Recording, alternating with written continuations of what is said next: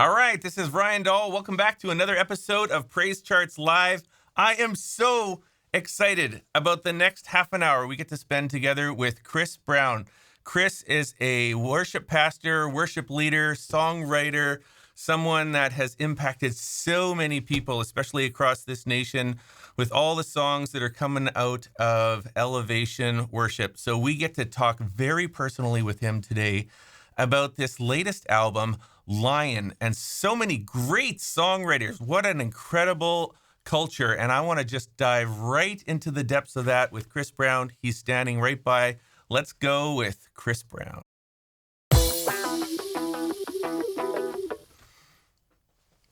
Chris, welcome back to Praise Charts Live. Nice to have you here. What's up? Thanks for having me, Ryan. This is fun. This is fun. All right, now, are you like checking in from your studio there? You got little guitars on the wall and all that. What's your environment? Home office? Yeah, home set up here. All right. Love it. Oh, you got the sink? You got everything and the kitchen sink there. What? I mean, I can make lunch in here. Oh, right. Awesome. And I see, is that like a little Nord piano there? Is that where some of the great songs are written on? Right there? Yeah? Yes. Love it. That's one of the guys. Okay. I'm a Nord player too. I love my Nord. I love the Lord and I love my Nord. I'm not a keys player. You're not. I can make my way through, songs, but I write a lot on keys, but I am certainly not a keys player. No.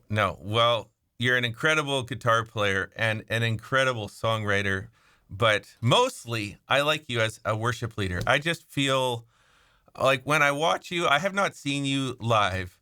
I've seen you live actually once. You were running down the aisle at the Dove Awards, and I mean, you wouldn't have known who I was. I was standing in the back there, and I'm like, "There's Chris Brown! There's Chris Brown!" If only I could have reached you, but I was there a couple years ago. Shoot, I wish I would have known. Okay, well, next time I will shout you down, and you'll have to look at me through a sea of people trying to get your attention and be like, "Ryan Dahl, come on over here." So. Okay, let's hug Chris, it out, man. Listen, I want to dive right into it. I've got some exciting stuff, but we're so happy, so thrilled, so honored to be working alongside you guys with this Lion album. We've charted the whole thing. I mean, and we're working on orchestrations and piano parts, all this kind of stuff. In fact, I just wanted to show you this is just today. This is like hot off the press. Literally, the ink isn't even dry. My orchestrator worked for 14 hours orchestrating this song. It just went on forever. This thing is like 160 measures, and this is just the lead sheet trying to keep up with Chandler Moore. I mean, that guy, he just goes everywhere. I don't know what it is with him. It's so true. Isn't it, right? Oh my gosh. I love seeing it like that, man. Oh, do you? There you go. It's funny because you've been so deep into these songs, and I don't know if you've seen what it looks like when you put this to sheet music. You know, there's that da-na, da-na, da-na, da-na, da-na, you know, that's that part. And it makes it look way more complicated. Yeah. I mean, maybe it is. I don't know, but when I see it here, I'm like, "Whoa, this!" Yeah, this what were you thinking? I know, right? So, I mean, as soon as Same God came out, we were right on that, like bees on honey or something like that, and the song just went crazy in praise charts. I love it. Amazing. I led that song myself just when it was a single, and such a great song. So many others that we will be talking through here, but before we dive into this, I just wanted to throw up this image and just be like, let's just talk about Lion and the Lamb a little bit. Give me a little background to the inspiration behind this whole album, the whole theme behind this. Talk to me a little bit about the Lion. Well, man, so I think I'll have to start by saying it was an 11th hour decision to title the album Lion. Yeah. And we thought we were going to name the album This Is the Kingdom. And honestly, like, because that felt like it represented a lot of it represented the album, the songs, how stylistically different and diverse they are, and Mm-hmm. it felt right. Like this is the kingdom. This is all encompassing. This is it. Mm-hmm.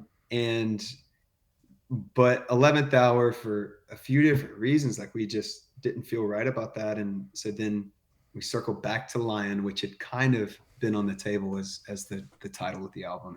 And Mm-hmm. but one of the things was like, it feels just a little too predictable to put a lion on the cover. That's very Right. straightforward, Right. and to call it that and have the artwork represented there. So we were in this, like, not long before we were wrapping all the masters of the album up and everything, and meant to turn everything into the label. We were in a creative meeting, and Pastor Steven said, well, what all right, so what if it's not a lion on the cover? What if it's a lamb? Mm-hmm. And in a lot of ways, that actually represents what we were after with This Is the Kingdom. And Yeah. what if, in a lot of ways, like, it's representing that you can't relegate Jesus to one or the other. Yeah. He embodies so much of, like, this. There's such a juxtaposition to Mm-hmm. the nature of who he is. And it's so I think, like, so when he threw that out, it was, oh, okay, conceptually this is such a beautiful picture. And then so you can go to, Revelation chapter 5, which is the only place in scripture where it's referencing Jesus as the Lion of the tribe of Judah. Mm-hmm. And two verses later, but then there I looked and saw a lamb standing, as if it had been slain, which is an interesting sentence in and of itself. Like, how can a slain anything be standing still? Mm-hmm. But those two side by side, this picture of what's happening in the throne room of heaven, Jesus being referred to and called the Lion and the Lamb back to back. It all made sense. We, of course, had the song Lion, and there's a line in there that says, like a lamb you suffered, but the lion has arose. And Mm-hmm. I think just those two, representing not only Jesus and how all encompassing he is, but also just the kingdom, and how unpredictable it is, and how unpredictable he is. And Yeah. he's both Alpha and Omega. He's Yeah. both master and servant. Yeah. Like, he is all So these many things. And so juxtapositions, right? Yeah. It's right. great. And I think for us, like, as the album was coming together, like, sonically and musically, stylistically, it it had a lot of surprises even for us. Um and so I think for it, even formatting the album in an unexpected way, Yeah. starting with Bye Bye Babylon, Yeah. instead of what we have almost always started our albums with, which is like an upbeat praise song, but starting with something different, um, and then moving into, an upbeat praise song, and but then bouncing between so many different styles. Oh yeah. I think to us, like, the title Lion with the lamb on the cover was, it just holistically represented a lot for Yeah. us. You definitely have, like, sonically and melodically and chords, rhythms in so many ways. I listen to some of the songs and think, man, I've never heard something like this. Does this fit? How does this fit? How do we chord chart this song? You know? So how do we put notes on page to what they're trying to do here? And yeah, I was wrestling. I got a chord chart from one of our, techs who sent me the chart, and I'm like, yeah, that's not going to work. I think we need to rethink this. So we went around a circle a couple of times, but we got it. So we're excited. Man, it's so Okay. interesting Yeah. to hear you talk about it in that way, like, on Mm-hmm. paper. Yeah. I'm sorry. Apologies. Yeah, next time, could you just write a standard 3-chord song? I'd appreciate that. That would just be a little easier on us. Okay, this is what I want to do. I'm really excited about this, Chris, is I want you to take me on a bit of a journey here. I've grabbed a few shots from this night when you recorded this song. I'm sure even looking at this picture, it would trigger some memories from you and just looking at the people. But I want to kind of take a bit of a pastoral, personal team journey through this and talk about some of the different individuals on your team who were a part of writing and performing or leading some of these songs, some of the different people who are a part of Elevation or a part of the network. And I don't know, I just want you to tell me about who they are, the personality they bring, how they contribute to the team, the voice that they bring. So would that be okay if we just do a little journey and I'll kind of like guide us through some of the folks? So, Absolutely. okay, well then let's just start with Jonas, or John Saul, sorry, Yeah. John Saul Yeah. Bariantes. He's the first guy that I came across from this album because Same God was the first single, and the song has been so meaningful already. It went almost to number one right away in praise charts, which Mm. says a lot. Can you just tell me a little bit about what's John Saul like? Like, what does he bring to the table in the Elevation team? John Sal is one of the most committed individuals. He's gifted beyond belief, like with his voice.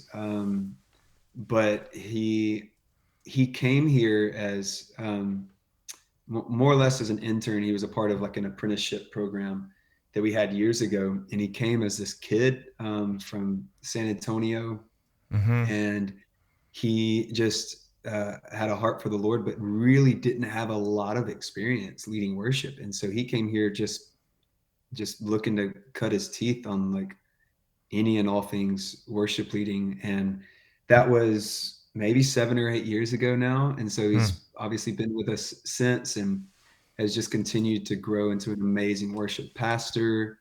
His heart for pastoring our other team members, his ability to carry a song like "Same God" is he's just somebody that's very easy to trust with a Yeah. song Yeah. like "Same God." We believe so much in this particular song and what it was, how it was ministering to our church before we ever released it and or recorded it rather. So when it came time to record it, he felt like the obvious choice to Yeah. carry it. So He's a beautiful spirit. The way he sings it and leads it, and such a great song. I'm so glad you trusted him with it. I feel like even just seeing him, it feels like even though he's been with Elevation for 8 years, like it's a new face, it's a new frontline person, and to trust him with your yeah, first single and to put that out,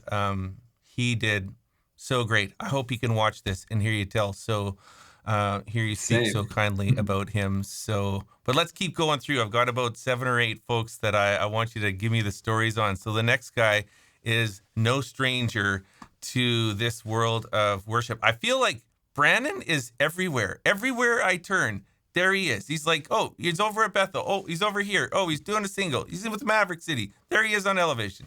Where is Brandon not? Truly. Oh, it's so true. He's become such a close and good friend the last Yeah. maybe I don't know 3 or 4 years now.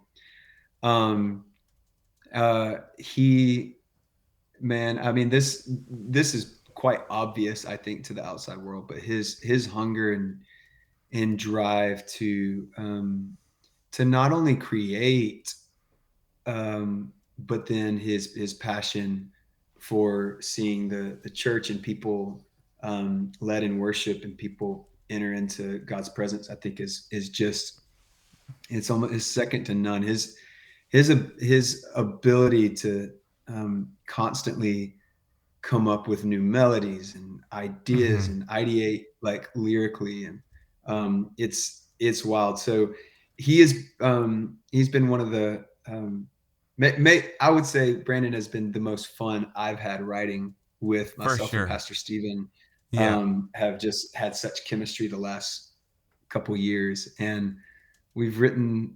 I mean, we wrote a song on this album called "Why" and "Lion," the Yeah. song, in the same 24-hour period. Two totally different songs. Yeah. We also maybe 8 months prior to that wrote Water is Wild and Talking to Jesus in the Yeah. same 24-hour period. Water is Huh. Wild is, again, stylistically could not be more opposite than Yeah. Talking to Jesus is.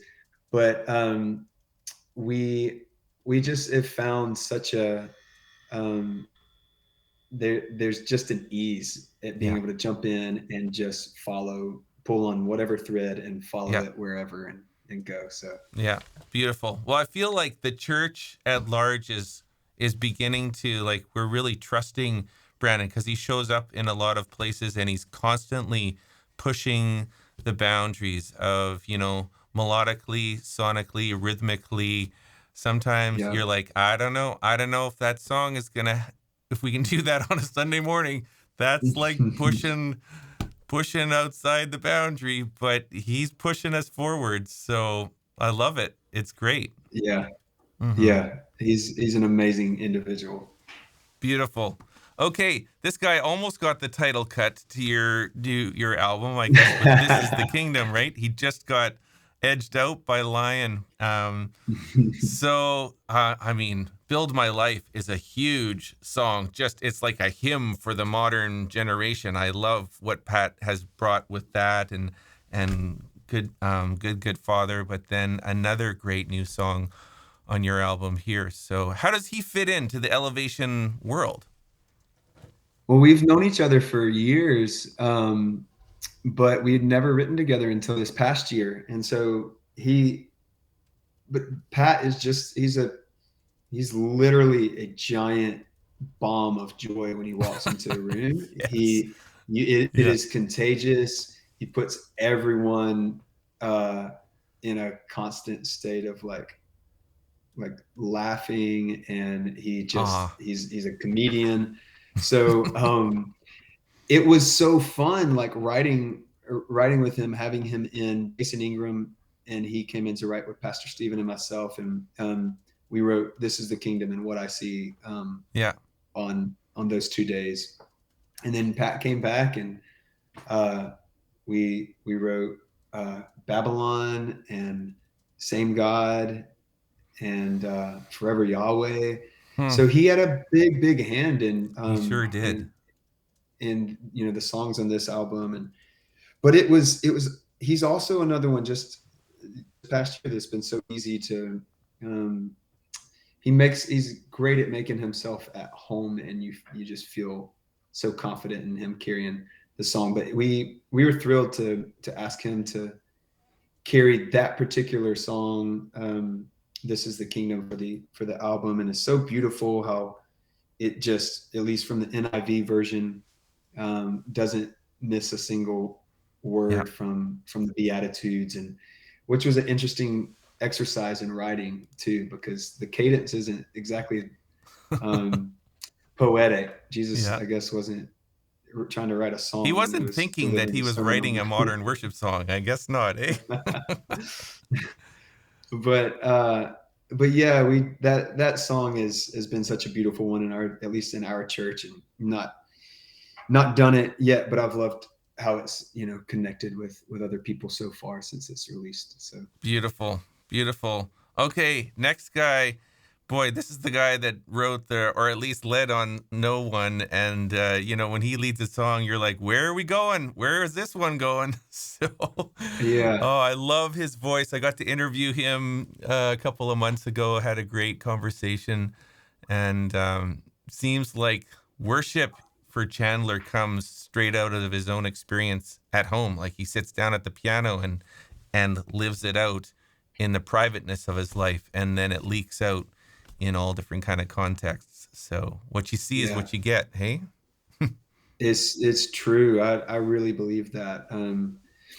He so with "No One," so interesting story. We actually asked Chandler to come in and lead another song on this album at the live recording called "The One You Love." So he was coming in to lead that, but we had tried to figure out what to do with No One. We had written it with Chris Tomlin, and Chandler wasn't a part of writing that song, and so as you might imagine, it sounded quite different than where it ended up, at least for our recording. But it had sat around for a while, and we had tried to figure out how to make it fit production wise, just from a Yeah. production standpoint in our context, and we just couldn't land it as a team. So since Chandler was coming in, we threw him No One, and we're like, hey, just listen to this and see if anything jumps out, like if you connect with it or whatever. And when he heard it, he was like, I think I know exactly what to do with this song. So Hmm. he had uh he brought in the No One Nowhere, No Yeah. One Nowhere, the vamp that comes later in the song. The song didn't have that prior to that, and so him coming in and saying, I got a vamp that I think will be kind of like a nice climax to where this song could head. Also, speed the song up like 15 BPMs from where you've currently got it. And so we literally workshopped it with him the day that we recorded it that night in front of our church, Yeah. and got it to where it is. I think the band ran it twice, and so even you saying like when Chandler leads a song, it's like, all right, where are we going? I mean, it Yeah. was literally like that Yeah.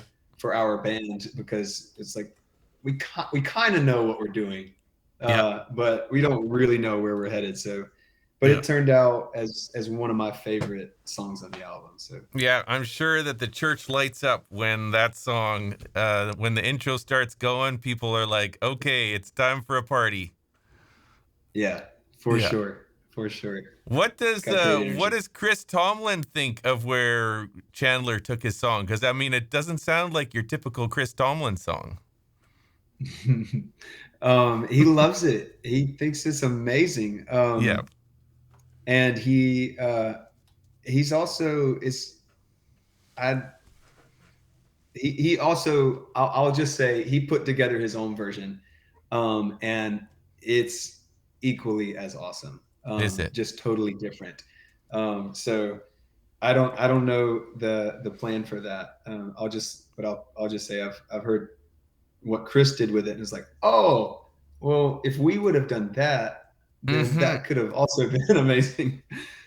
So yeah, Well, rumor is it's out cool that to have. Tomlin is coming out with a new album within a couple of months. So I'll be interested to see. I don't know how that can work with songs, if they can sort of like part and go down different directions. But that'd be interesting Coexist to in hear. two ecosystems. Yeah, Yeah. there you go.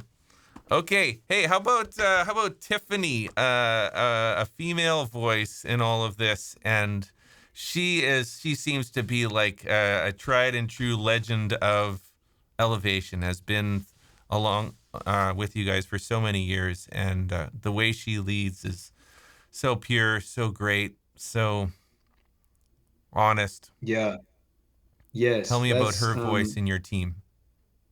That's very true. I think all those adjectives describe her well.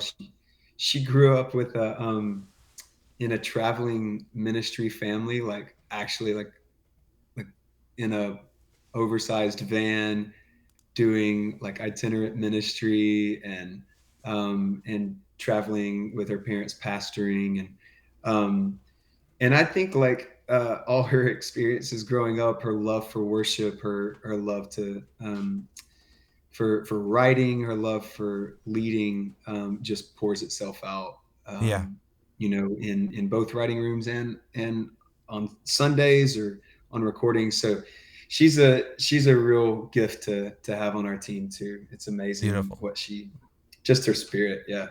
Yeah. Okay, I think I've got one more. I mistakenly flashed his picture there, but this guy, you don't see him singing, but he's like, I checked out to see how many songs he was behind writing on the album, and I think every single one.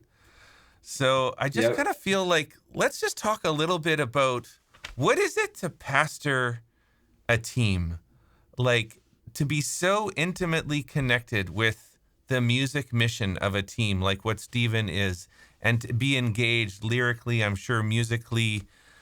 He's not just like, okay, worship team, let me know what songs you want to come up with and let's record an album. He has an No. incredible, deep voice in what's going on in the music of Elevation beyond the preaching. Yes. He I mean, he really is the not just the visionary behind, of Yeah, course, our ministry as a church, but he's the driving heartbeat of of where we are, what we've built, what we've set out to to build, and are now stewarding as a worship ministry too. It was his, yeah, I think, like strong vision years ago, 15, 16 years ago, about what he felt like God had put on his heart to build here, as far as like a worship culture and writing songs and original songs coming from our church. And so he's been now, so I mean, he's been the driving force really. And I think he's such a um, he's such a creator in so many different areas. I'll say this: there's so much I'm inspired by yeah. with Pastor Stephen, but if I'm boiling it down to one thing, having someone having someone, at least in my life, who has such an ability to carry creative momentum from one thing to the next, Hmm. um, is his ability to do that is unlike anything or anyone else I've seen. And what I Hmm. mean is like so much of his so much of his gifting and calling is creating sermons, ideating, conceptualizing, writing songs, Hmm. envisioning where we're headed next. But like a few years ago, he showed me this verse in Leviticus chapter 26, and it says, "You will still be eating last year's harvest when you have to move it out to make room for the new. You'll still be eating last year's harvest when you have to move it out and make room for the new." Yeah. And principally, I feel like he embodies what this means um, to live out creating and then living with an abundance Hmm. of something you've created, and living in the blessing of what you have created, and the blessing Yeah. of having an abundance of Yeah. songs and everything. But he believes so much in not letting anything in go to waste, or any creative momentum die or rot on the vine from one previous season. So practically, like, this would just be an example of what I mean, because All I right. think this is why it is so inspiring to me. But we released, well, a couple years ago, we had Graves in the Gardens, the album. We Yeah. turned in the masters for that album uh, three different times, because the first time we turned in the masters of the album, um, we we and what I mean by that, just for our listeners, meaning like we're done with the album, we're giving the album to the label so Yeah. that it can then go into like Apple Music world, PraiseCharts world, Yeah. Yeah. Spotify world, get prepared to be released. So we're finally done. Yeah. We turn in the masters on the morning that we happen to be writing with Carrie and Cody, um, and even a decision to like overlap, creatively speaking, like kind of get to the end of the race, and get to the finish line, to turn in the album, and not then just like sit back in your chair Yeah. and chill and like, okay, I did it. But the same day Yeah. we're writing for maybe whatever else may come. Yeah. that the same day we finish one thing, we're moving on to creating something for the future. And that night we wrote the blessing, which of course, like we decided to press halt on the Mm-hmm. masters like maybe a week and a half or 2 weeks later. So we took them back and we put the blessing on that album, um, and we turned the masters in again. And uh, and then we wrote Rattle like a week and a half later, and we were like, oh my gosh, this is like we hadn't we it's like we can't finish one thing because he's got this insatiable drive to like constantly carry over this Yeah. creative momentum, and he just lives by that principle. And so we pressed halt on the masters again and put Rattle on there. And but I just think yes, not he's not only a principal songwriter.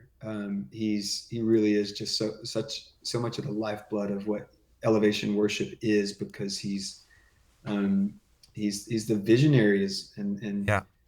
he's the synergy of like the the helping us conceptualize, like I mentioned, lion and lamb, Yeah. um, and deciding, let's you think we should write with like Chandler and Naomi and some of the Mav crew, and maybe there's something in there. And then 4 months later, we get together, and then out pops Old Church Basement after a couple Yeah. weeks of writing. And so, I mean, I don't know any other pastor that operates in that same way, and he obviously understands that's a unique um, calling on his life to lead and pastor the church, but then also be um, be so musically minded and have such a heart for worship. Mm-hmm. He and I have known each other since we were teenagers, and we played in bands together. So the music side, with he and I, like that, we've got history there. So it's Yeah. honestly, it's so easy. Yeah. Yeah. Okay, I got one more guy. I don't know if you know him very well. I don't know how many stories you'll have about this guy, but it's you actually. And I was thinking, how about this? How about if you talk to me like you're talking to Chris Brown, who's like 12 to 14 years old, and just like, what would you say to him where you're at now in your life, and just like back then, not knowing what's ahead, kind of voice would your older self want to speak into the young teenager, Chris Brown? Man, I'll tell you what, like I I grew up just as a music pastor's kid in a very small town and small church. Mm-hmm. But I saw my parents serve like at that church for 27 years.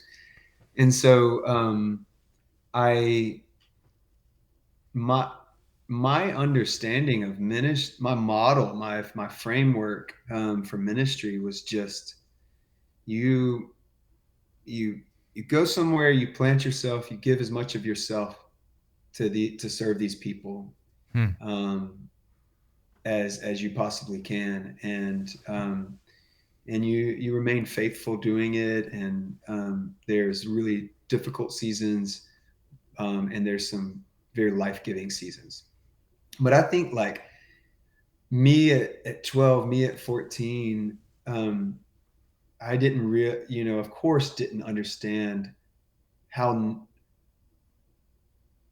the fact that that was just my model and that was so normal for me would influence Hmm. me now, and how me and my wife are raising our kids here, or even my outlook on ultimately on ministry. I wasn't at 17 or 18 envisioning doing this. At 17, I felt God call me to ministry, but I understood in my head at that point that calling to local church ministry, because that's what I had seen modeled. That's what I grew up in, like a small Yeah. church. I didn't have aspirations of um, I didn't even have aspirations of being a songwriter. I knew I liked writing, these cheesy love songs that I was writing with my high school band. Um, but I knew I was going to be in ministry, and so I think I will say, like, that has been so influential on me season after season to just take each season in stride, and also kind of help me not, um because I watched my dad like serve for 27 years, and the fruit of his ministry pop up in at year 12 and Right. at year 20. Right. And I think it helped prime me for an understanding, now that I've been in full-time ministry, that like nothing happens overnight, and you don't see a seed grow into a tree overnight. And so don't expect that, even though our culture is so about efficiency and Yeah. so about seeing the reward right away. Yeah. And but I think, like, I'm really really grateful for the very simple upbringing I had in Hmm. church. Um, and so yeah, it taught me a lot about just purpose in ministry over the platform, because this Right. platform thing will Come and go. it come and go. And Yeah. but there's just a deeper purpose behind any of us, obviously, that are Hmm. with what God's called us to, full-time ministry or not. Yeah. So Beautiful. Well, Chris, thanks for walking through that whole journey with me and the whole story, the team behind the lion, the image of the lamb. I love kind of how we started there and just kind of recognizing the tension between, you know, the word lion, the picture of a lamb, and just how you guys have put that together with this great album of worship songs, an incredible team. I hope that pastors who listen to this are encouraged, maybe even as you were talking about Stephen Furtick and just having that kind of pastoral vision over your team. And then, mhm. team members as well, as like to see that this is not just a Chris Brown show. This is like you and so many people coming together, and there are many others. Jason Ingram, you mentioned, and others. I'm sorry to all your friends who I didn't include in this slideshow. Don't tell them about this video because they'll just be disappointed. I would have loved to do them all, but those are just a few faces, and naturally, I think we like to celebrate other people and to talk about them, and you do that so graciously. I know that's in your heart to be a team member, and love what you have. Well, I love it. Super Our inspiring. team is very wide, and it's very deep. And there's Yeah. yeah, we would need another 2 hours on here to talk about all the people who are brilliantly gifted in creating videos, and all the worship leaders who sing at many of our campuses Yeah, that for don't sing sure. on an album, but they're carriers of songs Yeah. every single Sunday that are coming from here. And our Yeah. production and tech teams. It's beautiful, man. Just the people who are making up all of our churches, and Yeah. so I it's a know it. joy to do it. Right on. Well, thank you for this behind the scenes tour through a little bit of elevation worship. Love what you're doing. I hope we can keep talking over the years as new albums come out. I'm right here. I'm just like a couple clicks away. Let's record something or go live and just talk about the people, celebrate them, lift them up, and look forward to more great songs from you and your team. So thank you very much, Awesome. Chris. Thanks, Ryan. Appreciate Okay. it. Bless you. All Thank right. you. This is Ryan Thank you, Dahl, man. Chris Brown from Elevation Music.